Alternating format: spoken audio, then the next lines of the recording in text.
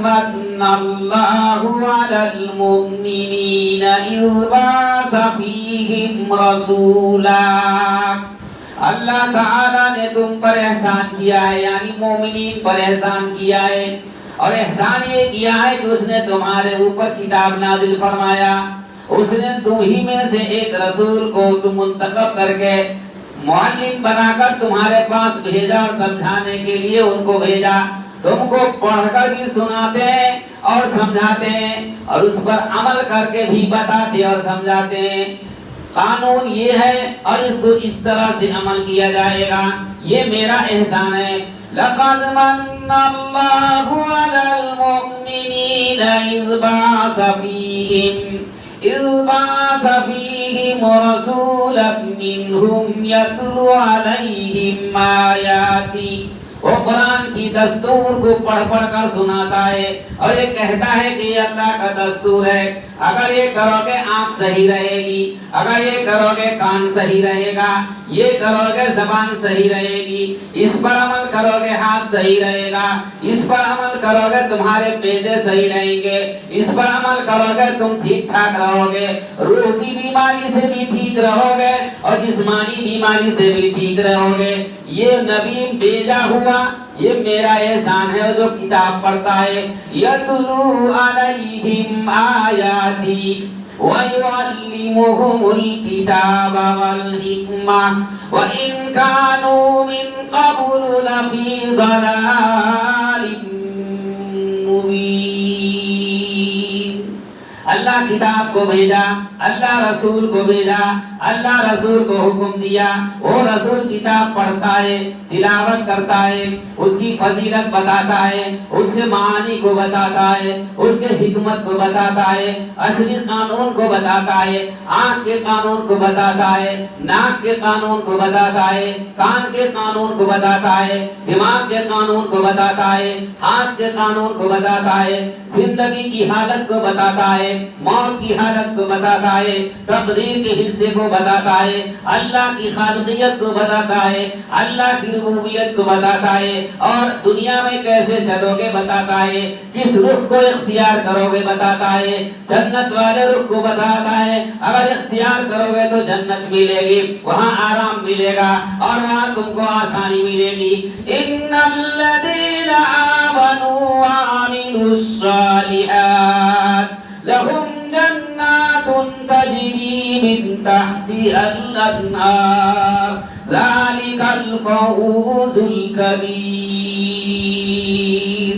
بتاتا ہے کہ قرآن کے دستور کے مطابق اگر تم نے رخ کا اور راستے کا صحیح انتخاب کر لیا، ایمان لے کے آ گئے اور مسلمان بن گئے، کافر کی جماعت سے ہٹ کر رہے اور اپنے آپ کو ٹھیک ٹھاک زندگی گزارتے رہے، تو تمہارے لیے ٹھکانہ جنت ہوگا، آرام کا ٹھکانہ ہوگا. وہاں تم کو چارپائی ملے گی، وہاں تم کو چاندی ہیرے جواہرات اور سونے اور زمرد اور یاقوت کے پلنگ ملیں گے، وہاں تم کو تکیے ملیں گے، وہاں خدمت گزار حور و غلمان ملیں گے، اور وہاں تم کو اللہ تعالیٰ غیب سے غذا عطا فرمائیں گے. وہاں ناپاکی نہیں ہوگی، وہاں پاکی ہی پاکی ہوگی. تیرے دل کو سکون دنیا میں بھی ملے گا، آخرت میں بھی تیرے دل کو سکون ملے گا. ان الذین آمنوا وعملوا الصالحات لهم جنات تجری من تحتها الانہار. اور یہ جنت اگر مل گئی کسی کو بہت بڑی کامیابی ہے، اس سے بڑھ کر کوئی کامیابی کسی کے لیے نہیں ہے. ہر انسان سکون چاہتا ہے. اس کے خلاف میں اگر تم نے اختیار کو غلط اختیار کی طرف لے گئے، اگر تم نے غلط راستہ کا انتخاب کر لیا شیطان کے وسوسے سے، اگر تم نے دوزخ والے راستے کا انتخاب کر لیا تو اللہ تم کو ڈھیل دیتا ہے، اللہ تم کو موقع دیتا ہے، لمبی عمر عطا فرماتا ہے، امید کرتا ہے کہ تم ٹھیک ہو جاؤ گے. دستاویز کے مطابق، قرآن کے بتانے کے مطابق، فرشتوں کے مطابق، پیغمبر کے بتانے کے مطابق، تبلیغی کام کرنے کے مطابق، اللہ کے کلام کو پڑھ کر سنانے والوں کے کہنے کے مطابق وہ امید کرتے ہیں کہ بندہ ٹھیک ہو جائے گا، بندہ سدھر جائے گا، بندہ جنت میں جانے والا کام کرنے لگے گا. مگر جب اس کا اجل آ جاتا ہے تو ایک منٹ آگے نہیں ہوتا ہوتا، 1 منٹ پیچھے نہیں ہوتا۔ اذا جاء اجلهم ساءة لا يستأخرون ولا يستقدمون۔ موت آتی ہے، اجل آتا ہے، قانون کا گزارا نہیں ہوتا۔ اللہ ڈاکٹر کو بھلا دیتا ہے، اللہ ڈاکٹر کے پاس جانے کے راستے کو بند کر دیتا ہے، اللہ دوا اور تعویذ اور دعاؤں کو ختم کر دیتا ہے، سارے رشتے کو کاٹ دیتا ہے۔ فرشتہ آتا ہے، اس کی موت کر دیتا ہے اور اس کو موت کی سواری پر سوار کر لیتا ہے اور اسے لے کر چل دیتا ہے۔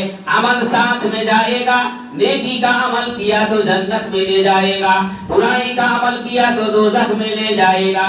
جنت والے کو یہ انعام ملے گا۔ اگر اللہ کے حکم کے خلاف کام کیا تھا، اللہ تعالیٰ اسے بخشش نہیں کرتا۔ نزا کی عالم تک اس نے اگر بدلا نہیں، اس سے پہلے اس نے توبہ نہیں کیا، اس نے اللہ سے دعا مانگا نہیں، قانون اسلام کے مطابق زندگی گزارا نہیں، اللہ فرماتے اب میری گرفت بہت سخت ہوگی۔ ان بطش ربک لشدید،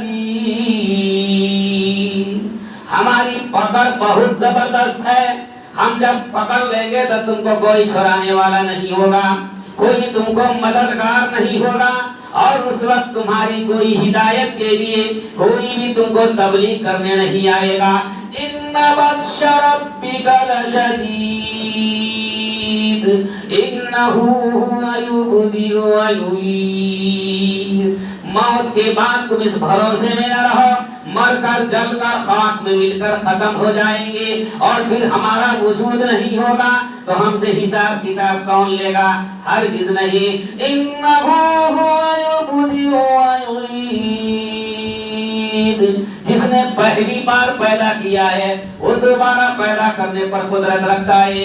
پہلی بار بغیر نمونے کا پیدا کیا تھا، اب تو نمونہ موجود ہے۔ اللہ کو پیدا کرنے میں اور دوبارہ پیدا کرنے میں کوئی فرق نہیں ہے۔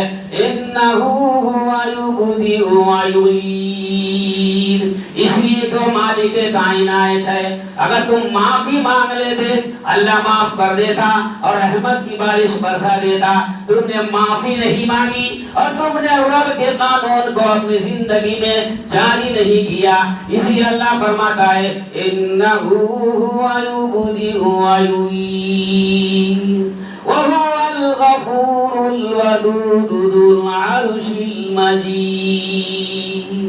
ساتوں آسمان کا مالک رب ہے، ساتوں زمین کا مالک رب ہے، ان دونوں کے درمیان کی تمام چیزوں کا خالق اور مالک تیرا رب ہے اور وہ تمہیں نہیں چھوڑ سکتا ہے، اس لیے اللہ کی گرفت سے بچ نہیں سکتے ہو۔ وہ عرش کا مالک ہے، وہ فرش کا بھی مالک ہے، اس بیچ میں تم ہو۔ یحیطون بشیء من علمہ، اس کے علم کے سرکل سے کوئی چیز باہر نہیں ہے۔ گنہگار بھی بھاگ کر کہیں جا نہیں سکتا، نیکوکار بھی جنت سے ہٹ کر کہیں جا نہیں سکتا، اس کی ریموٹ میں ہو، اس لیے اللہ تم کو سزا دے کر رہے گا۔ ان بطش ربک لشدید انہ هو یبدئ ویعید وهو الغفور الودود ذو العرش المجید۔ اور جو کرتا ہے وہ اس کا کلی طور پر مختار ہے اور اس کو پوری آزادی ہے، ان کی آزادی میں رکاوٹ ڈالنے والا کوئی نہیں ہے۔ فعال لما یرید، جو ارادہ کرتا ہے وہ کر گزرتا ہے، پکڑتا ہے تو زبردست پکڑ کے بہت عذاب دیتا ہے۔ فعال لما یرید، اللہ فرماتے ہیں دنیا کے نظارے کو دیکھو، جو عذاب میں گرفتار ہوئے ان کے حالات کو دیکھو، جو جنت میں ہے یا جنت والے کام کیے ان کے حالات کو دیکھو۔ اللہ فرماتے ہیں فعال لما یرید هل اتاک حدیث الجنود فرعون وثمود۔ اللہ کے حکم کے خلاف کرنے والے دنیا میں بہت بڑے بڑے لوگ گزرے ہیں۔ فرعون کی مثال دیا پروردگار عالم نے، دنیا میں خدائی کا دعویٰ کیا تھا فرعون، اور موسیٰ علیہ السلام انہی کے گھر میں پلا اور بڑھا، اور فرعون کو ایک نجومی نے بتا دیا کہ تیری حکومت کا خاتمہ کرنے والا ایک شخص دنیا میں پیدا ہونے والا ہے، کاہن، ہاتھ دیکھنے والا۔ اس وقت تو بہت چلتا تھا نا عراق میں، تو ایک نجومی نے، فرعون کے دربار میں بہت سارے نجومی اور کاہن رہتے تھے عراق میں، تو اس نے ایک دن فرعون سے کہا کہ آپ کی حکومت کا خاتمہ کرنے والا ایک بچہ پیدا ہونے والا ہے، وہ آپ کی حکومت کو ختم کر دے گا۔ فرعون نے کہا تو میں اللہ ہوں، اور میرے سے بڑا کون پیدا ہو جائے گا کہ جو میری حکومت کو ختم کر دے گا؟ کیونکہ وہ تو اپنے آپ کو اللہ سمجھتا تھا اور اس سے بڑا کوئی ہے ہی نہیں، تو اس لیے وہ سوچتا تھا کہ میں اس کو پیدا ہی ہونے نہیں دوں گا۔ اتنی بڑی بیوقوفی کی بات ہے، اللہ ہے تو پیدا نہیں ہونے دے گا، لیکن ہزاروں آدمی روز پیدا ہو رہا اور روز جا بھی رہا تھا، لیکن اس کو یہ غرور تھا کہ میں دنیا کا مالک ہوں، میں اللہ ہوں۔ اسی لیے اس نے حکم جاری کر دیا کہ کوئی بچہ نہیں رہنا چاہیے، پیدا ہونے والا ہر بچہ قتل کر دیا جائے، جاری کر دیا حکم کو۔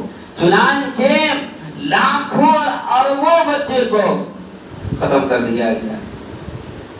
لیکن اللہ کی قدرت کے سامنے میں انسان کیا ہے؟ غرور والے انسان کے سامنے میں اللہ کہتا ہے کہ میں ڈھیل دیتا ہوں، تو فرعون کو بہت موقع دیا اللہ تعالیٰ نے، مگر وہ مانا نہیں اور سمجھا بھی نہیں۔ اللہ تعالیٰ نے اس کو لمبی عمر عطا فرمائی، نہیں مانا، نہیں سمجھا، اور وہ بے شمار لوگوں کو، بچوں کو قتل کر دیا۔ اللہ نے کہا اچھا ہم سے مقابلہ کرتا ہے۔ اللہ کو غضب آتا ہے، اللہ کو غصہ آتا ہے جب اس سے کوئی مقابلہ کرنا شروع کر دیتا ہے۔ تو اللہ کہتا ہے تیرے ہی گھر میں میں اس بچے کو پیدا کروں گا، تیرے ہی گھر میں اس بچے کی پرورش کروں گا، تیرے ہی گود میں میں اس بچے کو پرورش کروں گا، تیرے ہی گھر میں میں اس بچوں کو سکون سے اور جنت کی طرح رکھوں گا۔ تو اس بچے کو کھلائے گا، پلائے گا، لیکن اس بچے کو تو کچھ نہیں کر سکے گا۔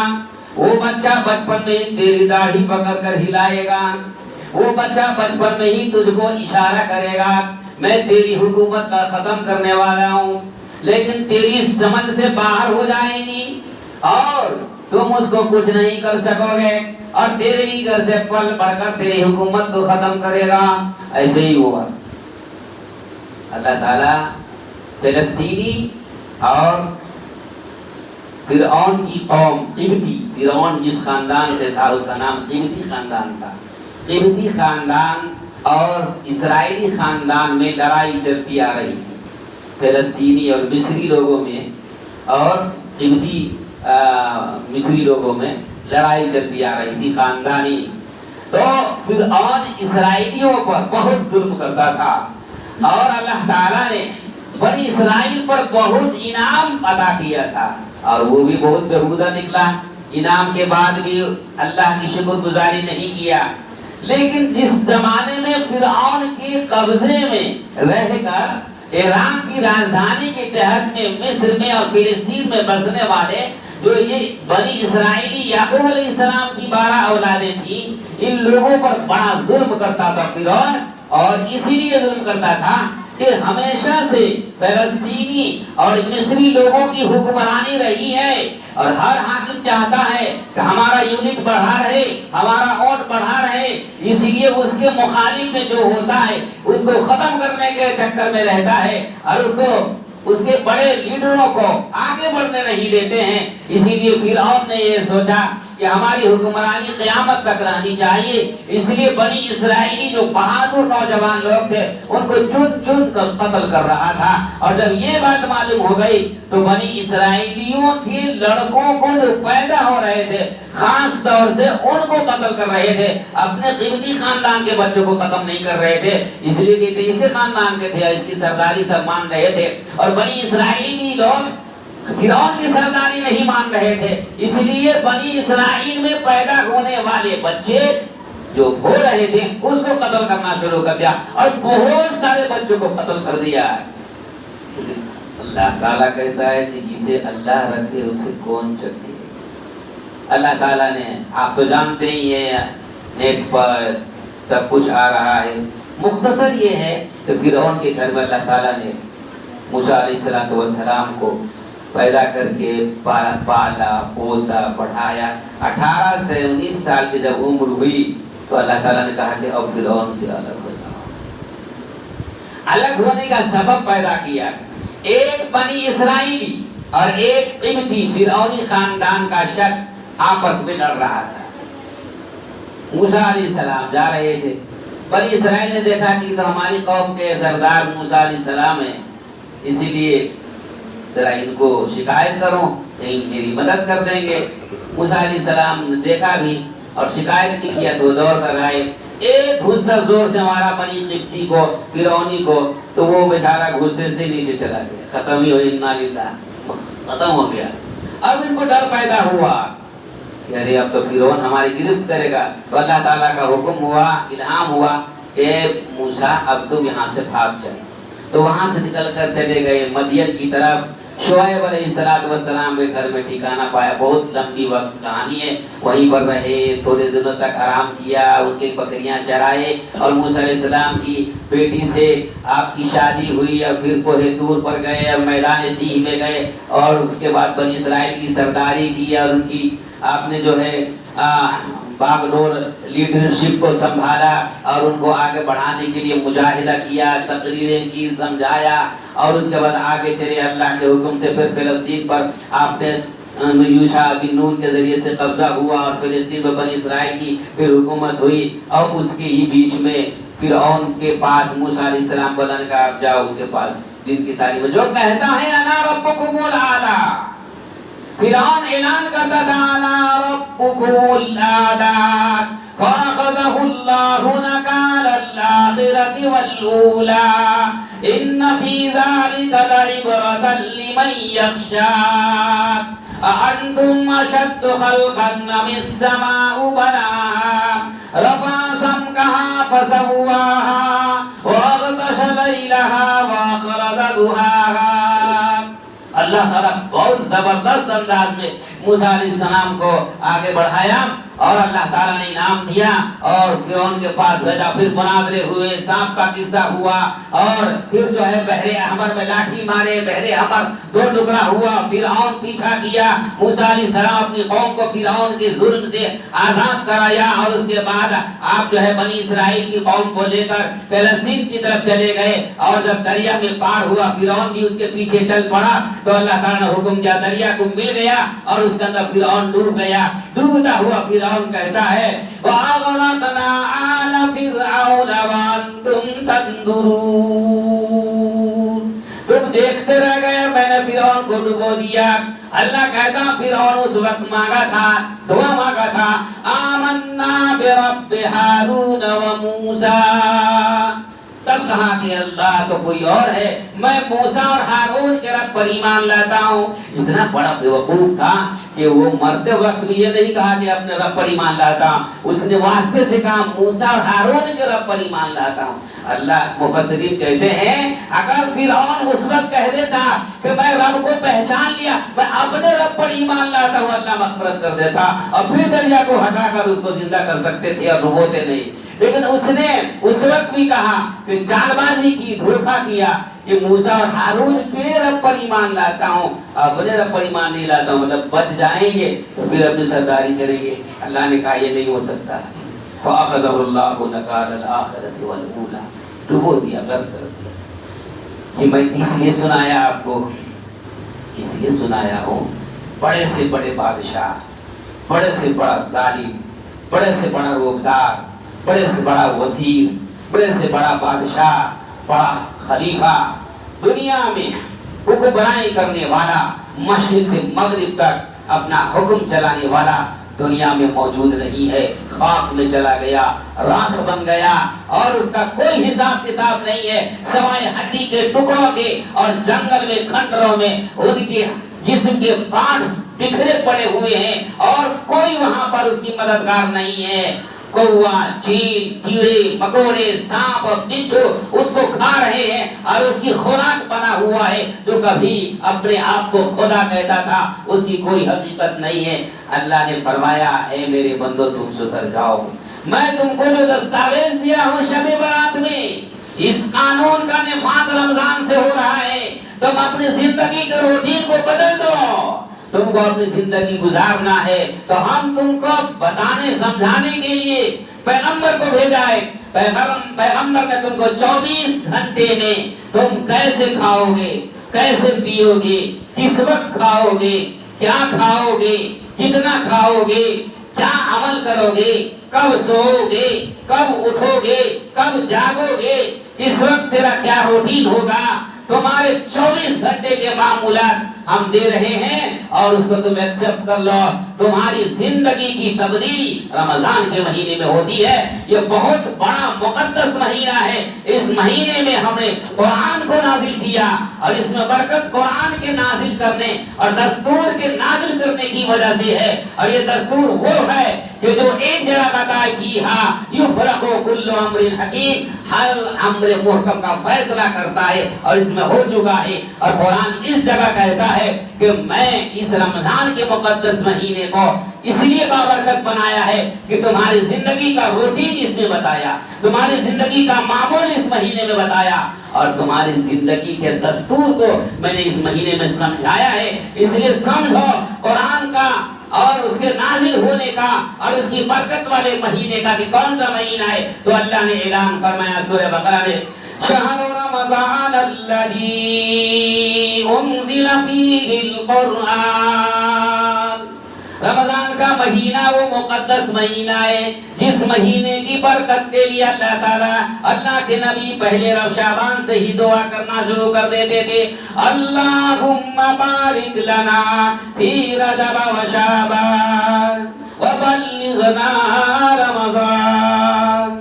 ए अल्लाह मुझे रजब और शाबान में बरकतें अता फरमा और रमजान का मुकद्दस महीना पाने की तौफीक अता फरमा। उसमें अर्श इलाही से नूर बरसने वाला है, उस पर काबे की छत पर तेरा नूर जमाल निकलने वाला है और काबे की छत से टकराकर पूरी दुनिया में तेरा जमाल और कमाल की रोशनी फैलने वाली है, सारी दुनिया में साए रहमत होने वाला है। ये मुकद्दस महीना है, इसलिए कि इसमें कुरान नाज़िल हुआ, इसलिए कि इसमें दस्तूर इलाही नाज़िल हुआ। ये दस्तूर हक को अलग करता है, ये दस्तूर बातिल को अलग करता है। शहर रमज़ान अल्लज़ी उन्ज़िला फ़ीहिल कुरआन, क्या करता है कुरान, हुदल लिन्नासि व बय्यिनातिम मिनल हुदा व बय्यिनातिम मिनल हुदा वल फुरक़ान। ये हक को अलग कर देता है, बातिल को अलग कर देता है, अच्छा को अलग कर देता है, बुरे को अलग कर देता है। जब तुम रमजान को पाओ तो इसमें तुम रोजा रखो, जिक्र करो, तस्बीहें करो, झूठ बोलना छोड़ दो, चोरी करना छोड़ दो, बुराई करना छोड़ दो, गीबत करना छोड़ दो, वालिदैन का एहतराम करो, बड़ों का एहतराम करो, बीवी के हुकूक को जानो, माँ बाप के हुकूक को जानो, पड़ोसी के कानून को जानो। ये मुकद्दस महीना तुम्हारी जिंदगी के अखलाक को सिखाने का महीना है, इसमें तुम्हारा रूटीन बना हुआ है। इस रूटीन को तुम समझो। शहर रमज़ान अल्लज़ी उन्ज़िला फ़ीहिल कुरआन हुदल लिन्नासि व बय्यिनातिम मिनल हुदा वल फुरक़ान फमन शहिदा मिनकुमुश शहरा फल्यसुम। जब ये पाओ महीना तो तुम उसमें रोजा रखो, अपने आप को पाक साफ कर लो, शाबान में माली तमाम हिसाब किताब कर लो, ज़कात का मामला ठीक कर लो, लोगों के हुकूक को अदा कर दो, अपने आप को खाली कर लो, अपने आप का जो बोझ है उसको हटा लो। रमजान में कुरान की तरावी सुनना है, इसलिए कि याद करना है कि 12 महीना इसी के मुताबिक चलना है, इसीलिए तरावी की नमाज पढ़नी है। अल्लाह ने रूटीन बना दिया। एक मोमिन की जिंदगी रमजान की रूटीन के मुताबिक गुजरनी चाहिए। हम तो ऐसे हैं कि रमजान की रूटीन को रमजान में ही गुजर के छोड़ देते, ये गलत है। अल्लाह ने फरमाया है वो रूटीन क्या है, जैसे ही शाबान का महीना खत्म हुआ, रमजान का चांद नजर आ गया, जब तुम अल्लाह की रहमत के महीने में दाखिल हो गए, मगरिब की नमाज अदा कर ली, पहला काम इस महीने में ये है कि तुम रमजान का चांद देखो और दुआ पढ़ो। एक काम कहा है, रूटीन का पहला काम ये है कि मगरिब होते ही साए रहमत शुरू हो गया है, लिहाजा पहला काम ये है कि चांद देखो। दूसरा काम ये है कि चांद नजर आ गया तो ईशा की नमाज पढ़ो।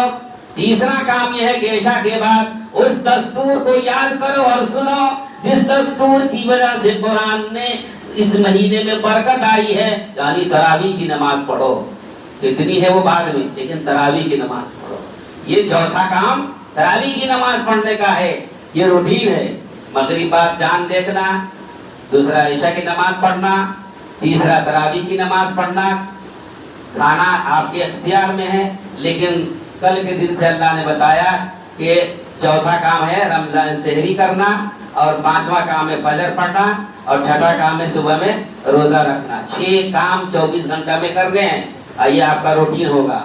और फरमाया निजाम जिस्मानी को ठीक करने के लिए कहा कि रोजा रखोगे बहुत फायदे हैं, मगर रोजा रखने के बाद खाना कब है? हम लोग तो अपनी मर्जी से जब मन में आता है तब भर लेते हैं, मुंह चलते रहता है, बंद तो होता नहीं है। लेकिन अल्लाह क्या कहते हैं? खाने का वक्त है। हुजूर सल्लल्लाहु अलैहि वसल्लम की सुन्नत है मगरिब की नमाज के बाद ईशा के बीच में खा लो। इसमें बड़ी हिकमतें हैं, लेकिन टाइम ही हो जाता है। हिकमतें बहुत हैं। मगरिब के बाद ईशा से पहले खाने से बदन ठीक रहता है। हार्ट 1000 बीमारी का इलाज है। हार्ट अटैक तो अव्वल नहीं होगा, जो देर से खाएगा वो हार्ट अटैक उसका होना जरूरी है, किसी भी वक्त कुछ हो सकता है, वो तो अल्लाह की मर्जी है, मगर अल्लाह के हुक्म के मुताबिक फायदा होता है। मगरिब के बाद और ईशा से पहले पहला रूटीन में है। 7वां काम है खाने का। मगरिब से ईशा के बीच में खाने का मोमिन का टाइम है। हम 12 बजे रात में खाते हैं, मानता ही नहीं है। मौलाना के घर में नहीं मानता तो जाहिर घर में कौन मानेगा? मानता ही नहीं है, मानेंगे नहीं। लेकिन खाने का टाइम रमजान का मुकर्रर किया तो रमजान के लिए नहीं है, सारे महीने के लिए, आपकी जिंदगी के लिए मगरिब से ईशा के बीच में खाने का टाइम है। उसके बाद कहा तरावी पढ़ो, उससे पहले फारिग हो जाओ तमाम जरूरियात से, पेट साफ कर लो, नाक साफ कर लो, कान साफ कर लो, और ईशा की नमाज पढ़ो, फिर फारिग हो जाओ जरूरियात से। और उसके बाद अगर कुछ खाना चाहे तो तेरे इख्तियार में है, वरना फिर सो जाओ, जल्दी सो जाओ। तो 8वां काम क्या है? जल्दी सो जाना। इस पर भी बहुत बातें हम नहीं कह सकते, वक्त नहीं है। 9वां काम है जल्दी सोकर उठ जाना। मोमिन कब उठेगा? तहज्जुद के वक्त जब शुरू होता है तो मोमिन उठता है, और उसके बाद बिस्तर पर जाता नहीं है, अल्लाह से गिड़गिड़ाता, मांगता, रोता है, और अपनी किस्मत के लिए दुआएं करता है। 10वां काम तहज्जुद पढ़ना है, नफिल पढ़ना है, तिलावत कुरान करना है, अल्लाह से दुआ मांगना है। 11वां काम सहरी करना है, और चौथा काम चौथी रूटीन फजर की नमाज अदा करनी है। और फजर के बाद अल्लाह ताला ने फरमाया कि इशराक तक जिक्र इलाही में मसरूफ रहो।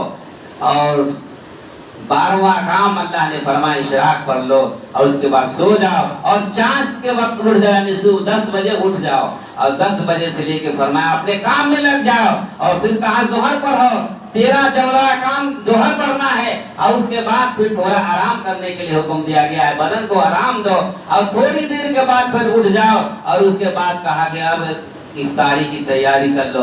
तो 16वां काम है इफ्तारी की तैयारी करना, उसमें बाजार जाइए, आपकी मर्जी जो खरीदारी कीजिए कीजिए। और 17वां काम है असर पढ़ना।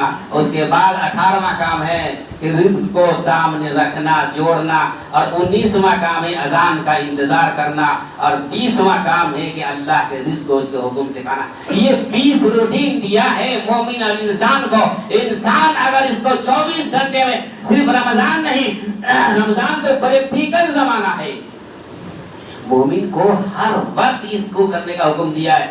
अगर इस 20 काम को मुसलमान और इंसान करेगा तो उसकी उम्र लंबी होगी, उसको बीमारी कम आएगी, और बहुत सारी हिदायत हैं। अल्लाह फरमाते हैं उसके ऊपर मेरा एहसान होता है। ये एहसान वाला महीना है शहर रमजान अल्लज़ी उन्ज़िला फ़ीहिल कुरान हुदल लिन्नास व बय्यिनातिन मिनल हुदा वल फुरक़ान। मेरे दोस्तों बुजुर्गों, इसमें बहुत सारी बातें मैंने अभी छोड़ दी हुई, क्योंकि रमजान के मुक़द्दस महीने की इब्तिदा है आज का जुमा, इसलिए अब आपको 5-6 जुमे इंशाअल्लाह रमज़ान के ताल्लुक से मुख्तलिफ बातें के लिए मुख्तलिफ उन्वानात पर हम आपको बताएंगे। हर उन्वान में आज क्या जो बयान किया हो ये शामिल रहेगा, ताकि आप याद रखें कि किस लिए रमज़ान है, और उसके बाद उन्वान की तहत बातें होती रहेंगी। मैं आपसे गुजारिश ये करूँगा कि इस मुक़द्दस महीने, 2 मुक़द्दस महीने में आप हैं, शाबान और रमज़ान, इसमें बरकतों को ज़्यादा से ज़्यादा ले लीजिए।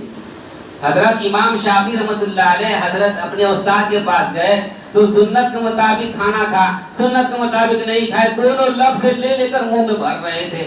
उनकी बेटी ने देखा कि भाई ये क्या कर रहे हैं, इतने बड़े इमाम सुन्नत के खिलाफ खा रहे हैं। पूछ दिया कि आप तो इमाम हैं, सुन्नत के मुताबिक खाना आपको मालूम नहीं है? उस वक्त कोई जवाब नहीं दिया। बाद में कहा कि बेटी, इसका जवाब ये है कि हजरतुल उस्ताद के घर में जब था तो मैंने देखा कि ऊपर आसमान से दस्तरखान पर नूर बरस रहा है, तो मैं नूर ले रहा था। खाना तो बाद में खा लेंगे, उस खाने में नूर था, ये खाना कभी मिलेगा नहीं, इसलिए मैं दोनों लफ्ज़ ले रहा था, सुन्नत को नहीं देखा।